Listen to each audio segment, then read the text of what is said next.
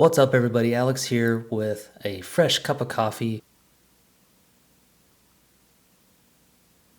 This is one that's been a long time coming, a video that I've been wanting to make for some time, and I'm finally getting around to it.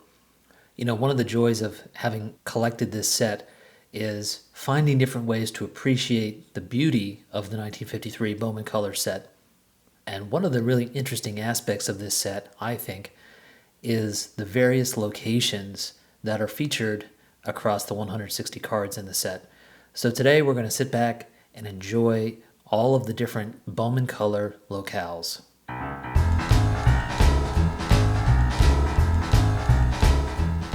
My first pass at this subject was actually a few years ago when I first started building this set.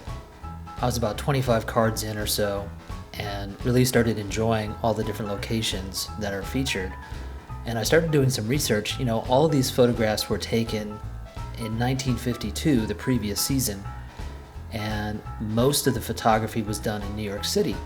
So for the National League, it's primarily in the Polo Grounds, the home of the New York Giants. And for the American League, it's predominantly in Yankee Stadium. But there are other photographs that are scattered throughout this set that feature different locations, a lot of spring training photographs, and some unusual photographs that we're going to take a look at. And all of this is just to enjoy the variety and the history that's captured in this set that really kind of captures 1950s baseball, and especially 1950s New York City baseball. Okay, to get started, we're going to go to the Polo Grounds and take a look at some of the cards that are featuring the infield and the dugout. So card number 1, that's a good place to start. Davey Williams fielding a grounder in his home stadium of the Polo Grounds. Take a look at the stadium behind him. Looks like he's going to go up against the Phillies or maybe the Cardinals that game. A lot of these photographs were taken hours before the game actually started, so the stadiums are often fairly empty. Maybe you see a couple of executives in the background, a few fans that are arriving early to the game. So here's Roy McMillan. You can see a few people hanging out in the dugout behind him and a few people in the stands at the Polo Grounds getting ready for the game.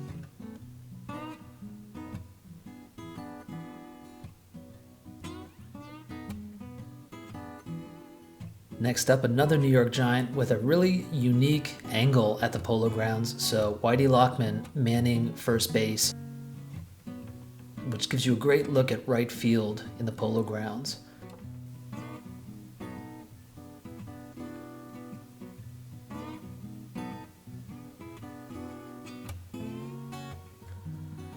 Now let's get into the dugout here and take a look at one of my all-time favorites, Richie Ashburn of the Phillies. Just take a look at this amazing view of the Polo Grounds bat rack in the visiting team's dugout. Just a wonderful slice of baseball history to be able to see what the bat rack looked like at the Polo Grounds. Featured nicely in this shot of Richie Ashburn. Got his bat tucked under his arm here. And just looking at all the bats tucked in there is so great.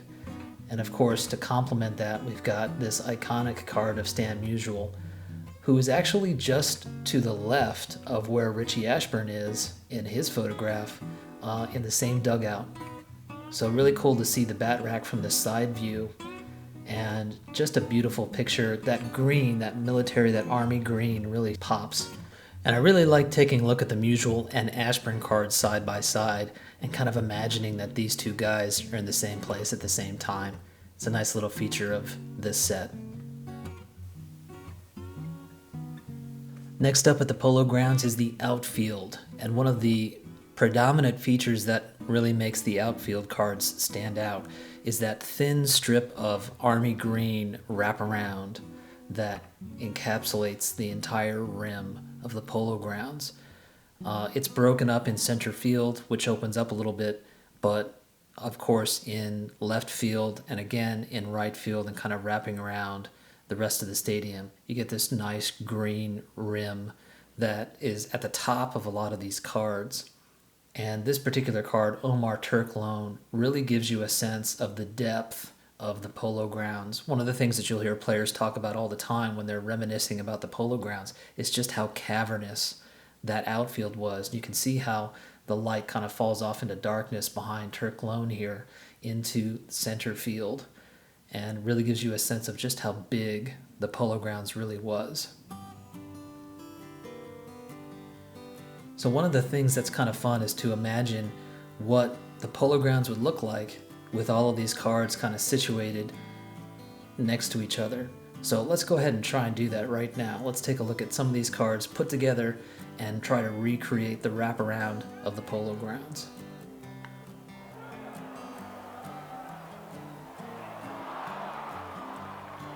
So there's a little rough approximation of what it might feel like to be at the Polo Grounds when these photographs were being taken.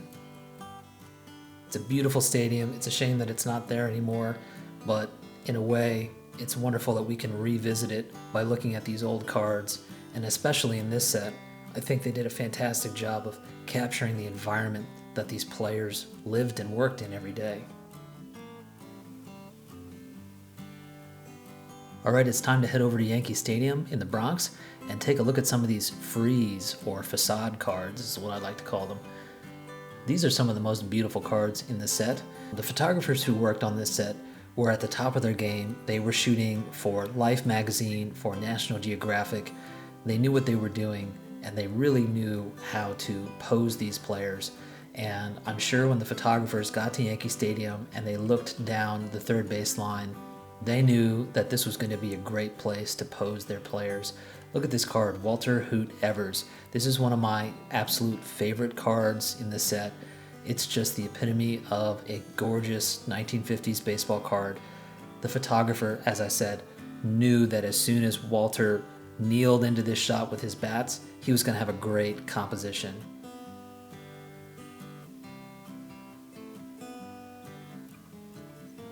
Okay, next up, how about a look at a infield pose by Mr. Johnny Pesky, who is much better known for his time with the Boston Red Sox, but here he is with the Detroit Tigers. And take a look at this incredible composition. Again, the photographer telling Johnny to lean down as if he's ready to make a play, and we get the freeze in the background. Now let's take a look at one of my all-time favorite Bowman color cards, Roberto Avila, who's making a backhanded play in the infield, but he has enough time to shoot a great smile to the photographer. Take a look at the Indians logo on his shoulder there, and also have a look behind him in the stands of Yankee Stadium. You can see that the stands are starting to fill up. People are arriving for the game.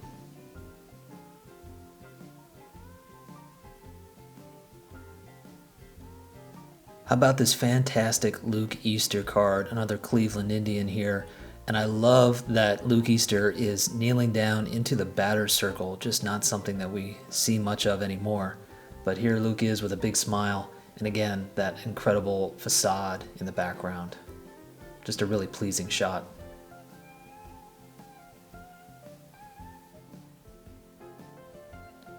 And last but not least, Allie Reynolds on his home turf with a menacing look, and I really love the grip that he's got on the baseball, and the black of the frieze behind him falling off into blackness really makes that baseball pop, draws your eye to his glove and to the baseball. Just all in all, a really smart idea by the photographer to place all the players with this beautiful Yankee Stadium frieze in the background.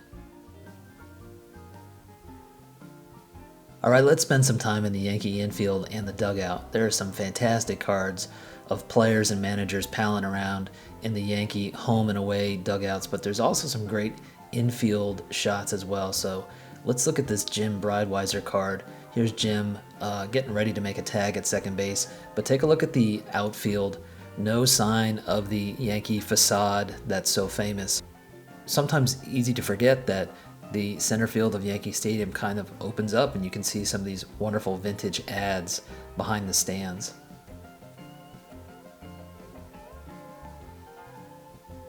Here's an especially unique card. This is the Don Lanehart with the St. Louis Browns, and we're looking at Yankee Stadium at dusk. You can see that behind him there's a little bit of light left in the sky.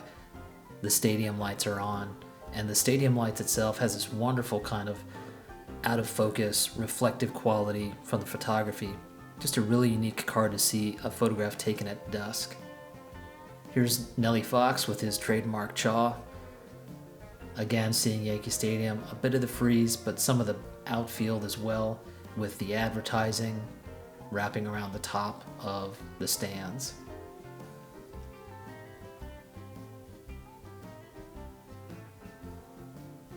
Not much Yankee Stadium to take a look at in this one, but I've got to show it, right? It's the Mick. It's the Mick at Yankee Stadium, 1952.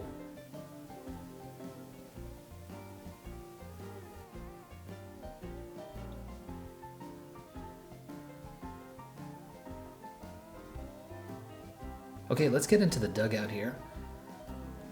There's a lot of photographs taken in the Yankee Stadium dugouts. This is probably one of the most famous ones. Yogi Berra, Hank Bauer, and Mickey Mantle hanging out, watching stuff from the dugout. You can see some of Yogi's catcher's equipment in the foreground.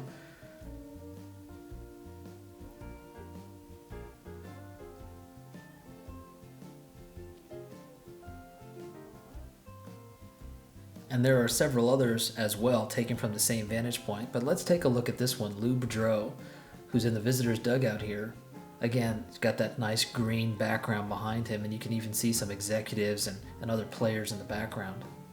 So just really fun to see all these players hanging out, coaches, players, Yankees, others hanging out together in the home and away dugouts in Yankee Stadium.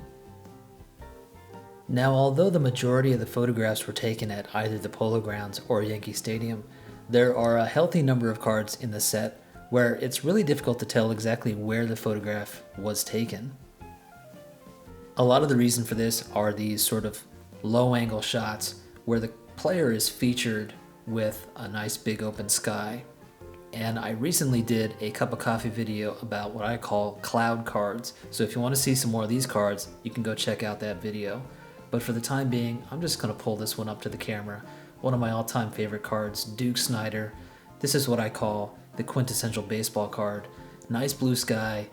Maybe he's at Ebbets Field, maybe he's somewhere else, but it doesn't really matter. It's all about Duke Snider in this photograph, and that's what matters most. So besides Yankee Stadium and the Polo Grounds, we've got some spring training photographs in this set. Now, why there are spring training photographs, I'm not exactly sure. Perhaps there were contract issues where they weren't able to take photographs of the players at the time that the photographers were in New York covering their teams. Or maybe they preferred the spring training photographs that they took of these particular players over photographs that they may have taken in New York. I'm not exactly sure, but I'm really glad that there are spring training photographs in this set because it really kind of breaks it up and gives it a little bit more variety. So first up, we've got this incredible card of Ina Slaughter, most likely taken in St. Petersburg, Florida, which is where the Cardinals held their spring training. Absolutely beautiful card, which I always say reminds me of Iwo Jima. Next up, we've got Howard Fox of the Phillies, whose spring training always takes place in Clearwater. You can see some of the palm trees in the background if you look closely.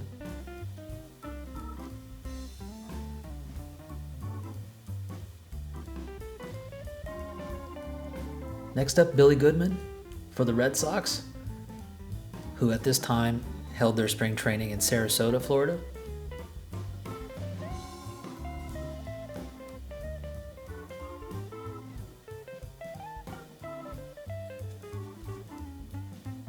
Next up, we've got this incredible card of Bob Feller. Now, the Indians would hold their spring trainings in Tucson, Arizona. Not sure if this is Arizona or where it is, but I do know that this photograph is incredible. And last but certainly not least, this incredible spring training photograph of Pee Wee Reese practicing with the Dodgers, making a play. Just an iconic photograph, perhaps the most beautiful baseball card ever made, and it's a spring training photograph, which I really love. This card is one that I really want to focus on and make a complete video just about this card. So stay tuned for that someday. I'll get around to it. But yeah, looking at all these spring training photographs, really wonderful to see these kind of sprinkled throughout the set amongst the New York City photographs capturing 50s baseball. Now finally, to wrap this all up, I can't leave out this unique piece of trivia. Obviously, the majority of the photographs were taken in either the Polo Grounds or Yankee Stadium, two of the big places where baseball played out in the 50s. But as it turns out, Ebbets Field is also represented in the set, and it's only represented in one card. It's the Gil Hodges card. Here's Gil manning first base, and you can clearly see the Schaefer beer sign out in right field and some of the facade. And Gil, of course, is in his home whites. So I thought it would be fun to pull these three cards. We've got Monty Irvin in the Polo Grounds, Mickey Mantle at Yankee Stadium, and Hall of Famer Gil Hodges manning first base at Ebbets Field. The three temples of baseball in New York City, three classic 50s players, Hall of Famers in their home whites in New York City stadiums. This is one of the things that I love about baseball.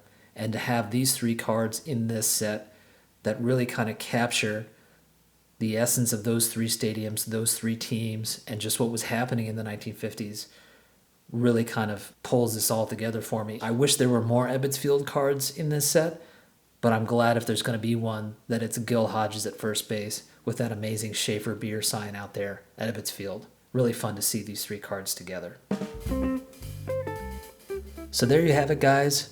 Hope you enjoyed this quick look at all the different locations from the 1953 set.